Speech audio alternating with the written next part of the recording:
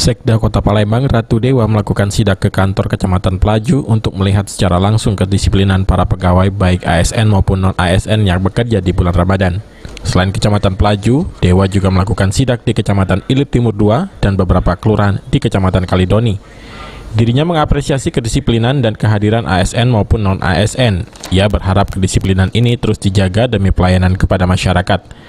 Tingkat kedisiplinan ASN maupun non-ASN ini akan berpengaruh terhadap TPP. Menurut Dewa, sanksi pemotongan TPP bisa diberikan kepada ASN yang tidak disiplin.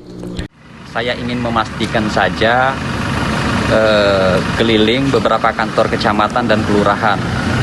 Tingkat pertama tingkat kedisiplinan.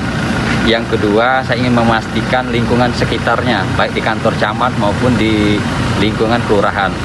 Alhamdulillah syukur saya pada pagi hari ini ngecek langsung, turun lapangan langsung, pertama ke Kecamatan Pelaju, terus ke Kecamatan Ilir Timur 2, dan terakhir kita cek di beberapa kelurahan di Kecamatan Kalidoni.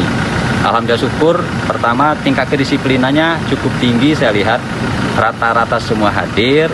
Mungkin ini dikarenakan ada kalau dia tidak hadir akan dipotong TPP-nya tergantung presentasinya.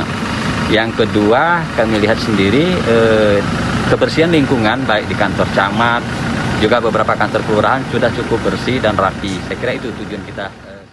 Selain melihat kedisiplinan pegawai, Dewa juga melihat kebersihan lingkungan dan penerapan PPKM Mikro di kecamatan dan kelurahan untuk memutus mata rantai penyebaran COVID-19 karena saat ini Palembang berada di zona merah. Aprianto, PAL TV.